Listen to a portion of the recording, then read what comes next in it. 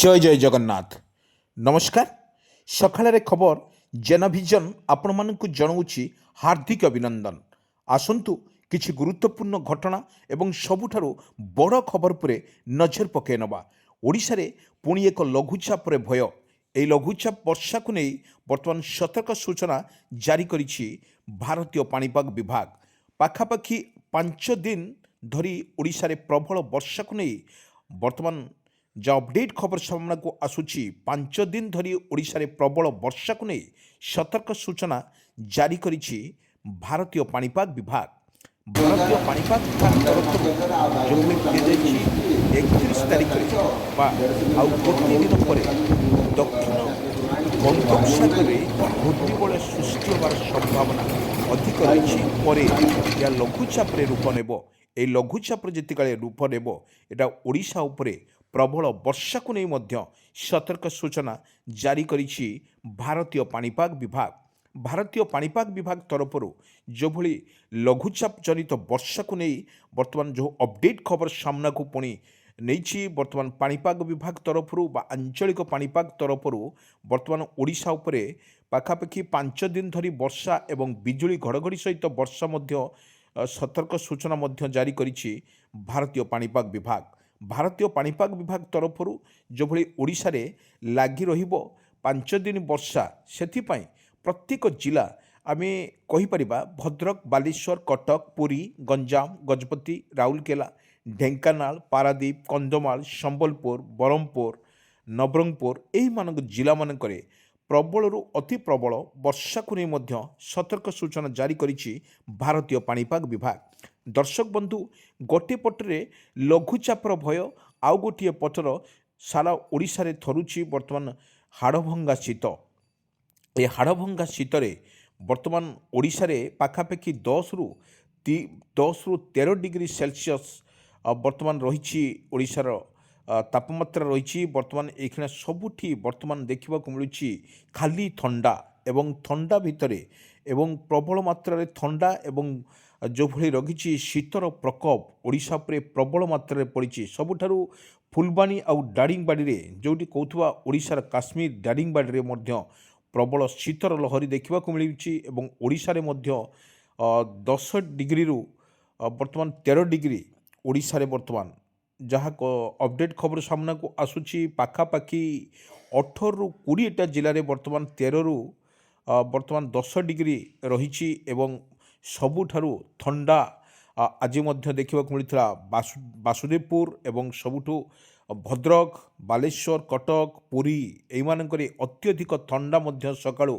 ପ୍ରବଳ ମାତ୍ରାର ଥଣ୍ଡା ଅନୁଭୂତ ହେଉଥିଲା ଏବଂ ଯେଉଁଠି ଦେଖିଲେ ଖାଲି ବରଫ ପଡ଼ିଲା ଭଳିଆ ଲାଗୁଛି ଏବଂ ଥଣ୍ଡା ଅନୁଭୂତ ହେଉଛି। ପ୍ରତ୍ୟେକ ଜିଲ୍ଲା କଥା ଯଦି କହିପାରିବା ଆଜି କିନ୍ତୁ ଆଜି ଅସ୍ତବ୍ୟସ୍ତ ଲାଗୁଛି ଜୀବନ ଏବଂ ସମସ୍ତଙ୍କୁ ବର୍ତ୍ତମାନ ଘାଇଲା କରୁଛି ଏବଂ ସବୁଠି ଦେଖିଲେ ସମସ୍ତଙ୍କର ବର୍ତ୍ତମାନ ନିଆଁ ହୁଳା କରି ବସୁଥିବାର ଦୃଶ୍ୟ ମଧ୍ୟ ଦେଖିବାକୁ ମିଳୁଛି।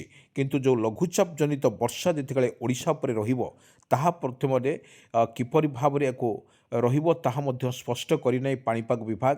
କିନ୍ତୁ ଆଉ ବର୍ତ୍ତମାନ 24 ଘଣ୍ଟା ପରେ ଏକ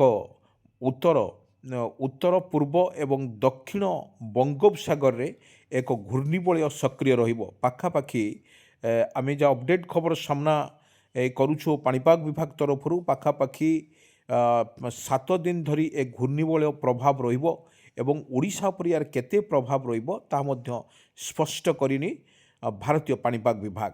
କିନ୍ତୁ ଭାରତୀୟ ପାଣିପାଗ ବିଭାଗ ତରଫରୁ ଯେଉଁ ଆକଳନ ମଧ୍ୟ କରାଯାଇଛି ଯଦି ଓଡ଼ିଶାରେ ବର୍ଷା କମ୍ ରୁହେ ତାହେଲେ ନିଶ୍ଚିତ ଭାବରେ 5ରୁ 7 ଦିନ 5 ଦିନ ପାଖାପାଖି କାଉଁଳିଆ ପାଗ ସହିତ କୋହଲା ପାଗ ସହିତ ହାଲକାରୁ ମଧ୍ୟମ ଧରଣର ବର୍ଷାକୁ ନେଇ ମଧ୍ୟ ସତର୍କ ସୂଚନା ଜାରି କରିଛି ଭାରତୀୟ ପାଣିପାଗ ବିଭାଗ। କିନ୍ତୁ ଭାରତୀୟ ପାଣିପାଗ ବିଭାଗ ତରଫରୁ ଯେଉଁଭଳି ସତର୍କ ସୂଚନା କରାଯାଇଛି ଏବଂ ସବୁଠି ଯେଉଁ କୃଷକର ସବୁଠାରୁ ବଡ଼ ରତ୍ନ ହେଉଛି ତାର ଧାନ ଚାଷ। ଏହି ଧାନ ଚାଷ ଉପରେ ନିର୍ଭର କରୁଥିବା କୃଷକ ତାର ଗୁଜରାଣ ମେଣ୍ଟାଇବା ପାଇଁ ମଧ୍ୟ ଧାନ ଚାଷ କରିଛି। ବର୍ତ୍ତମାନ ହାର୍ଭେଷ୍ଟିଂ ସମୟର କୃଷକ ଭାଇର ବର୍ତ୍ତମାନ କିଛି ପରିମାଣର ଧାନ ବର୍ତ୍ତମାନ ଆହୁରି କ୍ଷେତ ରହିଛି। ଜଣେ କ୍ଷେତ ରହିଥିବାର ମୁଖ୍ୟ ଉଦ୍ଦେଶ୍ୟ ହେଉଛି ବର୍ତ୍ତମାନ ପାଣି ଅଛି। ଆଗରୁ ଯେଉଁଭଳି ବାତ୍ୟାକୁ ନେଇ ଏବଂ ଲଘୁଚାପ ଜନିତ ବର୍ଷାକୁ ନେଇ କିଆରିରେ ପ୍ରବଳ ମାତ୍ରାରେ ପାଣି ଭରିଥିଲା ଏବଂ ସେ ପାଣିକୁ କାଟି ଚାଷ କରିବା ଅତି ମୁସ୍କିଲ ହୋଇପଡ଼ୁଥିଲା। ସେଥିପାଇଁ କୃଷକ ଭାଇର ଚାଷ ଯେଉଁଭଳି ସରକାରଙ୍କ ତରଫରୁ କିଛି ପ୍ରସ୍ତୁତ କରିନଥିଲେ ମଧ୍ୟ ବର୍ତ୍ତମାନ ଭାରତୀୟ ପାଣିପାଗ ବିଭାଗ ତରଫରୁ ଯେଉଁ ସତର୍କ ସୂଚନା ମଧ୍ୟ ଜାରି କରିଛି ଏବଂ ତାହା ମଧ୍ୟ ଓଡ଼ିଶା ଉପରେ ମଧ୍ୟମ ଧରଣର ବର୍ଷା ହେବ ବୋଲି ମଧ୍ୟ ଆକଳନ ମଧ୍ୟ କରିଛି ଭାରତୀୟ ପାଣିପାଗ ବିଭାଗ। କିନ୍ତୁ ଭାରତୀୟ ପାଣିପାଗ ବିଭାଗ ତରଫରୁ ଆପଣଙ୍କୁ କିଛି ଭିଜୁଆଲ ମାଧ୍ୟମରେ ଆମେ ଦେଖାଉଛୁ ଦର୍ଶକ ବନ୍ଧୁ। ବର୍ତ୍ତମାନ ଯେଉଁ ସନ୍ଧ୍ୟାରେ କିଛି ଦୃଶ୍ୟ ଯେଉଁଠି ଲୋକଙ୍କୁ ଝିପିଝିପି ବର୍ଷା ଦେଖନ୍ତୁ କେତେ ଜୋରରେ ବର୍ତ୍ତମାନ ବର୍ଷା ଓଡ଼ିଶା ଉପରେ ରହିବ ଏବଂ ଯେଉଁ ପୂର୍ବରୁ ଯେଉଁ ଲଘୁଚାପ ସୃଷ୍ଟି ହୋଇଥିଲା ଓଡ଼ିଶାରେ ତାହା ମଧ୍ୟ ଲୋକମାନେ ବିଭୀଷିକା ଦେଖିଛନ୍ତି ବା ଲଘୁଚାପର ଯେଉଁ ଦେଖିଛନ୍ତି ତା ବିଭୀଷିକା ତାହା ମଧ୍ୟ ଲୋକମାନେ କିଛି ଭୟଭୀତ ଅଛନ୍ତି। କାରଣ ଯଦି ମିନିମମ୍ ଯଦି ବର୍ଷା ହୁଏ ତାହେଲେ ନିଶ୍ଚିତ ଭାବରେ এই ବର୍ଷାର ରହିବ ୟାର ତାରତମ୍ୟ ରହିବ। ଦର୍ଶକ ବନ୍ଧୁ ଆମେ କହି ରଖୁଛୁ ଓଡ଼ିଶାର ଯେଉଁଭଳି ଏଭଳି ଭାବରେ ଯେଉଁ ସ୍ଥିତି ରହିଛି ତାହା ମଧ୍ୟ ବହୁତ ସଙ୍ଗୀନ ସ୍ଥିତି ରହିଛି। ଓଡ଼ିଶାରେ ଆମେ ପାଖାପାଖି ଓଡ଼ିଶାରେ ପାଗ ପାଗ ବର୍ତ୍ତମାନ ଯେଉଁ କୋହଲା ରହିବ ଏବଂ ଯେଉଁ ବିଜୁଳି ଘଡ଼ଘଡ଼ି ସହିତ ବର୍ଷାର ମଧ୍ୟ ସତର୍କ ସୂଚନା ମଧ୍ୟ ଜାରି କରିଛି ଭାରତୀୟ ପାଣିପାଗ ବିଭାଗ। ଦର୍ଶକ ବନ୍ଧୁ ଭାରତୀୟ ପାଣିପାଗ ବିଭାଗ ତରଫରୁ ବର୍ତ୍ତମାନ ଆକାଶ ମେଘାଚ୍ଛନ୍ନ ରହିବା ସହିତ ବିଜୁଳି ଘଡ଼ଘଡ଼ି ସ୍ଥାନେ ସ୍ଥାନେ ବିଜୁଳି ଘଡ଼ଘଡ଼ି ସହିତ ବର୍ଷା ମଧ୍ୟ ସମ୍ଭାବନା ଅଛି। କିଛି ଭିଜୁଆଲ ମାଧ୍ୟମରେ ଦେଖାଉଛୁ ଦର୍ଶକ ବନ୍ଧୁ ଯେଉଁଭଳି ଭାବରେ ଓଡ଼ିଶାରେ ରହିବ ପାଖାପାଖି ଯେଉଁଭଳି ଘୂର୍ଣ୍ଣିଝଡ଼ 31 ତାରିଖରେ ବଙ୍ଗୋପସାଗରରେ ଘୂର୍ଣ୍ଣିବଳ ରହିବ ପରେ ପରେ ଏହା ଲଘୁଚାପରେ ସୃଷ୍ଟି ହେବ। ଏ ଲଘୁଚାପରେ ପରେ ପରେ କିପରି ବର୍ଷାର ସ୍ଥିତି ମଧ୍ୟ ଓଡ଼ିଶାରେ ରହିପାରେ ବୋଲି ମଧ୍ୟ ଆକଳନ କରୁଛି ଭାରତୀୟ ପାଣିପାଗ ବିଭାଗ। କିନ୍ତୁ ଭାରତୀୟ ପାଣିପାଗ ବିଭାଗ ତରଫରୁ ଯେଉଁଭଳି ଦିଆଯାଇଛି ସତର୍କ ଘଣ୍ଟି ଦିଆଯାଇଛି କିନ୍ତୁ ଓଡ଼ିଶାରେ ଯେଉଁଭଳି ଶୀତର ଲହରୀ ବର୍ତ୍ତମାନ ଚାଲିଛି ଗୋଟେ ପଟର ଶୀତର ଲହରୀ ଆଉ ଗୋଟେ ପଟର ଅଦିନିଆ ଲଘୁଚାପର ପ୍ରଭାବ ଏହି ଲଘୁଚାପ ପ୍ରଭାବରେ ଓଡ଼ିଶାରେ ବର୍ତ୍ତମାନ ଜାରି ରହିଛି। ବର୍ତ୍ତମାନ ଓଡ଼ିଶାରେ ଜାରି ରହିଛି ଶୀତର ପ୍ରକୋପ ସବୁଠି ଶୀତ। ସବୁଠୁ ବଡ଼ ଖବର ଅଛି ବର୍ତ୍ତମାନ ଓଡ଼ିଶାରେ କଥା ଯଦି କହିପାରେ ସ୍ପେଶାଲି ଭଦ୍ରକରେ କଥା ଆଜି ଯଦି ଆମେ ଆଖି ଆଗରେ ନଜରକୁ ନେବା ବର୍ତ୍ତମାନ ଭଦ୍ରକରେ ଯେଉଁ 7ଟି ବ୍ଲକ ଅଛି ବ୍ଲକରେ ମଧ୍ୟ ପ୍ରତ୍ୟେକ ବାସୁଦେବପୁର ବ୍ଲକରେ ଆଜି ମଧ୍ୟ